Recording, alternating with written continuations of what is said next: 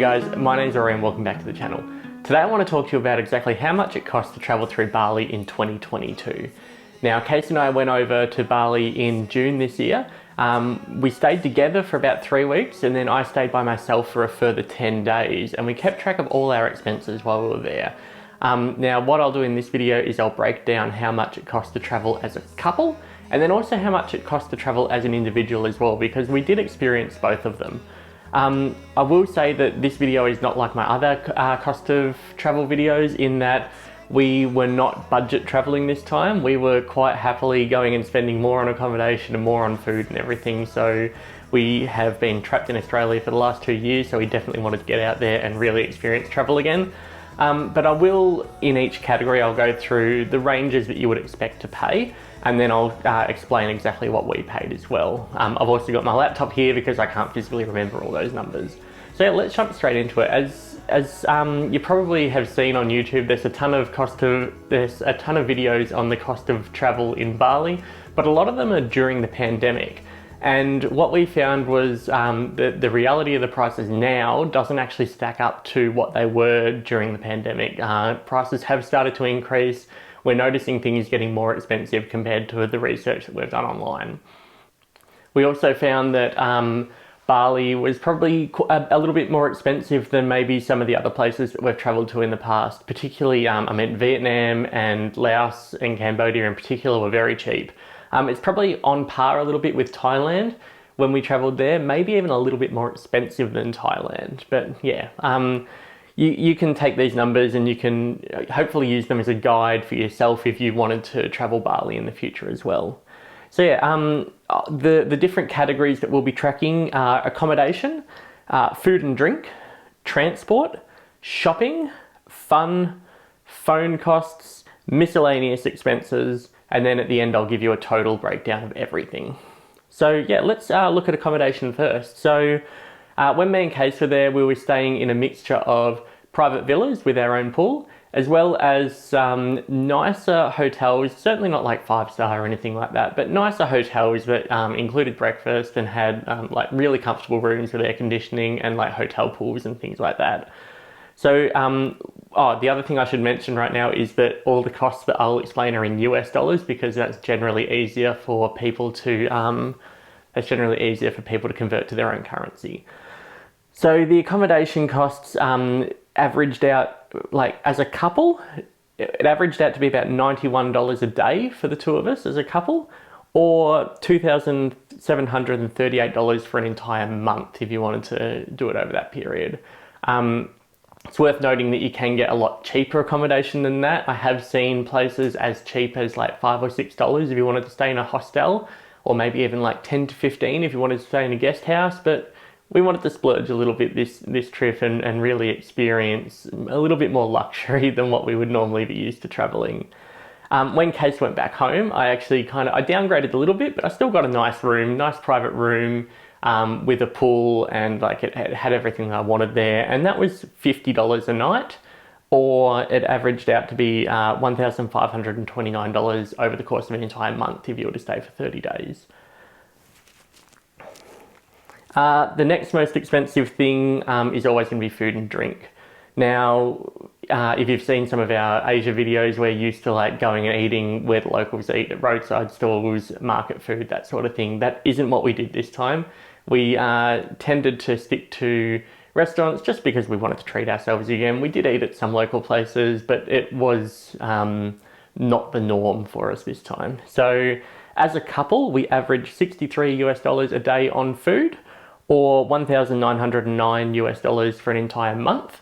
And as an individual, I averaged $35 a day for food and drink, or $1,059 for an entire month.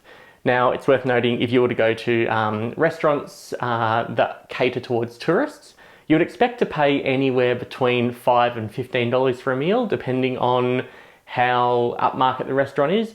But normally, I'd say between like $5 and $10, you're going to get a really, really nice meal for that. If you're going to go to one of the local places where you get nasi campur or something, or nasi goreng or something like that, then you can probably pay about $2 or $3 for a meal.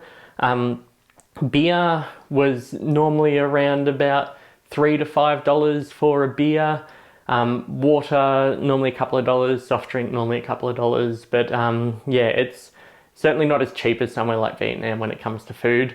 That being said, the quality of the food in the restaurants that we ate at was probably the best in Asia that we have experienced. So, I mean, it is more expensive, but you do get more for your dollar. So yeah, the next thing on the list is transport. Now, transport is going to be a mixture of Grab and Gojek, which is like Uber in Asia, and hiring our own bike to travel around, as well as the petrol it costs to do that. The differences in cost was actually fairly similar between when we're traveling as a couple or individual, and that's purely because, I mean, if you're going to get a bike for 2 people, it's the same cost as a bike for 1 person. So it averaged out to be about $10 a day when it was 2 of us, or $312 for the whole month. Or if you were looking at an individual, it was $8 a day or $247 for an entire month. So it's relatively cheap. There were some expensive travel days in there, particularly when we were going to Ubud or moving between destinations. And when I was by myself, I actually stayed in the same place. So it was only the motorbike cost for that and petrol for that entire time. The next thing on the list is shopping. Shopping being clothes shopping, market shopping, going to the grocery store to get some snacks when we wanted to have a Netflix day, anything like that. So anything that was basically that sort of thing. So when we were together, we spent about $34 a day on shopping, or $1,041 for the entire month. And when I was there by myself, I spent about $30 a day or $926 for the entire month. Now, it's worth noting that when I was there by myself, I did buy a couple of expensive things that I put into that shopping category. One was a present for Case when I got home. Another one was a cool little guitar thing that I bought from Drifter Cafe in Bingen. But yeah, when it comes to shopping, market shopping, it's on par with most places in Asia. Like, you get as good a price as what you can barter for. When it comes to grocery shopping, it was probably a little bit more expensive than somewhere like Vietnam pre-pandemic, but I mean, you can still get drinks for a couple, like $1 or $2, and snacks for $1 or $2 in there. So yeah, it's still very cheap when you compare it to Western prices. The next category is fun. Now, I class fun in the past as things like going to an amusement park or going to a museum, that sort of thing. When it came to fun here, a lot of it was entry fees into temples, beaches, things like that, because we didn't really go and do any like amusement parky type things. We did things like go to the monkey forest, or we went for walks through the rice fields, or went to Uluwatu temple, things like that, which do have entrance fees. I did notice that the entrance fees in Bali were very low, so you don't need to pay a lot to get into these places. When it was 2 of us, the expenses under the fun category were $6 per day, or if you wanted to extrapolate that, $181 for an entire month. And if you're looking at individual, it was $4 per day or $120 for an entire month. The next category is phone category. We only got 1 SIM card to put in my phone, and it lasted an entire month, and it was $10, and that included, I think, about 40 or 50 gigabytes. I did run out of that towards the end of the month, but yeah, whether that was 2 of us or 1 of us, it was going to cost us $10 for that month. The next one is miscellaneous expenses. These are things that don't fit into any other category, and the majority of this trip was actually laundry when we needed to get our clothes washed. It was, when Case was here, it was 43 cents a day, or if you wanted to do that over 30 days, it would be $13. And when I was there, it was actually 65 cents a day, and which would work out to be $18 over an entire month. So not sure why mine was a little bit more expensive, but there you go. Apparently I am dirtier than Casey is.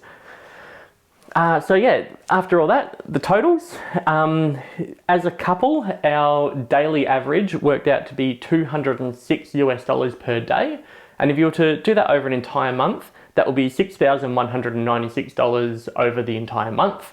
And as an individual, I averaged $125 a day, or $3,762 over the entire month. Now, as I said, we didn't travel cheap. This was an expensive trip. It was a luxury trip by our standards. You could certainly spend a lot more than that.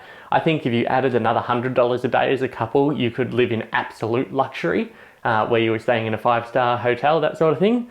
But you could quite easily halve that. So we could have taken our accommodation budget and we could have turned that into like $20 a day, and we would have been in a very comfortable guest house. But it's just not the way we wanted to travel this time. So it's also worth noting that I didn't include flights in any of this. They're obviously going to vary greatly depending on which part of the world you're coming from, and also whatever the fuel price happens to be when you book your flight, because as everybody knows, it's all going mental right now. And I also didn't include the visa cost. Now, when we arrived, we actually got a visa on arrival, which is $50, and that allows you to stay in the country for 30 days. If you wanted to pre-arrange your visa, you can actually get longer visas. There are key test visas, there are working visas, and they all vary greatly in terms of what you're going to pay. So yeah, we just got the visa on arrival, tourist visa, $50 US, and you get the stamp in your passport, which you also can extend later if you want to. So there you have it, guys. That's exactly how much we spent while we were in Bali. I hope that gives you an idea of budgeting if you're planning a similar sort of trip. But yeah, I hope you found it useful. Keep watching. We're going to have lots more Bali content coming up as our villa progresses. I'll keep everybody up to date on how that's going. And I've also got a couple more Bali videos coming out. I'm going to do a guide to Bingen, which is the area that we actually bought our villa in and where we spent the most amount of time. And also a couple of other little videos as well. So keep your eye out for those. Hit the subscribe button, hit the bell so you're notified when the new videos come out, and I'll catch you guys in the next one.